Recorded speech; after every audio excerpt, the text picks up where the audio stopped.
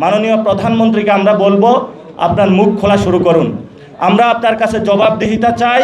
আপনি যেই কাজটি করেছেন অ্যাকশনের আমরা রেজাল্ট দেখতে চাই। যদি কেউ গণতান্ত্রিক প্রক্রিয়া ব্যাহত করার জন্য যদি কোনো প্রচেষ্টা চালায়, আমরা ইনশাআল্লাহ রাজপথে ঐক্যবদ্ধভাবে থাকব তাদেরকে প্রতিরোধ করার জন্য।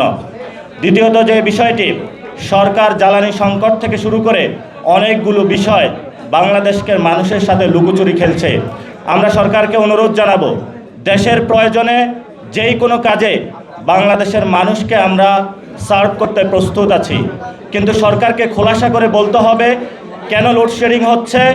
জ্বালানি সরকার বলছে যে জ্বালানি আছে, কিন্তু আমরা পেট্রোল পাম্পে গিয়ে জ্বালানি পাচ্ছি না। তাহলে সমস্যাটা কোথায়? যদি সরকার মনে করে যে এখানে সিন্ডিকেট আছে নিয়ন্ত্রণের বাইরে, তাহলে সরকার যদি সিন্ডিকেট নিয়ন্ত্রণ করতে না পারে, দেশবাসীকে ঐক্যবদ্ধভাবে আহ্বান জানাক, তাহলে আমরা গিয়ে সিন্ডিকেট নিয়ন্ত্রণ করব। আমরা আশা করি যে সরকার জনগণের সামনে এই বিষয়গুলো খোলাসা করবে, যাতে জনগণ দেশের এই ক্রান্তিকাল মুহূর্তে, এটা শুধু বাংলাদেশ না, বৈশ্বিক ব্যবস্থা একটি পরিস্থিতির মধ্যে দিয়ে যাচ্ছে যে ইমার্জেন্সি ক্রাইসিসগুলো, জ্বালানি সংকট রয়েছে, ইনশাআল্লাহ আমরা আশা করি ঐক্যবদ্ধভাবে মোকাবেলা করতে পারবো। Lily ultra soft serum gel, যা গভীর থেকে স্কিনে দেয় 3 গুণ সিরাম হাইড্রেশন। সিরাম জেল হাইড্রেশনে ব্রাইট থাকো সব সিজনে।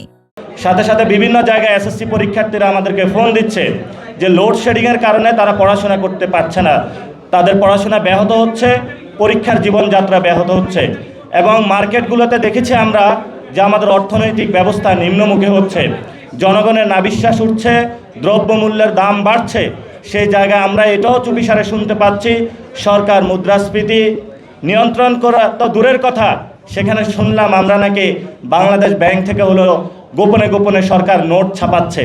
তো সরকার যদি ফাইন্যান্সিয়াল ফিসকাল পলিসি থেকে যেটা আসতেছে আগামী অর্থ বছর, এই সময়ে যদি এটা নিয়ন্ত্রণ করতে না পারে, দেশের সংকটগুলো যদি নিয়ন্ত্রণ না করতে পারে, গণতান্ত্রিক পরিবেশ বাংলাদেশের ক্যাম্পাসগুলোকে নিশ্চিত করতে না পারে, তাহলে অবশ্যই সরকারকে জবাবদিহিতার জায়গায় অবশ্যই আসতে হবে। এই জন্য মাননীয় প্রধানমন্ত্রীকে আমরা বলবো আপনার মুখ খোলা শুরু করুন। আমরা আপনার কাছে জবাবদিহিতা চাই। আপনি যেই কাজটি করেছেন অ্যাকশনের আমরা রেজাল্ট দেখতে চাই। আপনি বলেছেন সোশ্যাল সেফটি নেটসের আওতায় বাংলাদেশের অনেকগুলো মানুষকে বিভিন্ন খাতে কার্ড দেওয়া হবে। আমরা এটাকে অভিনন্দন জানাচ্ছি, কিন্তু সেখানে যে টাকাগুলা আপনি ব্যয় করবেন, সেটা বাংলাদেশের যে বাজেট রয়েছে কত % ব্যয় করছেন, সে টাকাগুলো কোথায় থেকে আনবেন, সেটাও জনগণের জানার অধিকার আছে। এবং পার্লামেন্টে সরকারি দল বিরোধী দল আজকে যে আলোচনাগুলো করছে, এগুলো দেখে আমরা হতাশ। জনগণ আইন প্রণয়ন করার জন্য আপনাদেরকে পাঠিয়েছে, সেখানে যারা মানুষগুলো শহীদ হলো, জুলাই আহত হলো, সেই মানুষগুলোর একটি বড় দাবি ছিল যে বাংলাদেশে আমাদের হসপিটালগুলোতে অ্যাক্সেস থাকবে, এডুকেশনে অ্যাক্সেস থাকবে, নতুন নতুন আইন তৈরি হবে, যে আইন তৈরিগুলোর মধ্য দিয়ে আমরা একটি নতুন বাংলাদেশ দেখতে পাবো। কিন্তু সরকার সেখানে গিয়ে আমরা দেখলাম কি, বিরোধী দলকে একবার হলো হাস্যোজ্জ্বল মুখে হলো সমালোচনা করে, আবার হলো সরকারি দলের মধ্যেও সরকার হলো কখনো কখনো চুপ করে থাকে।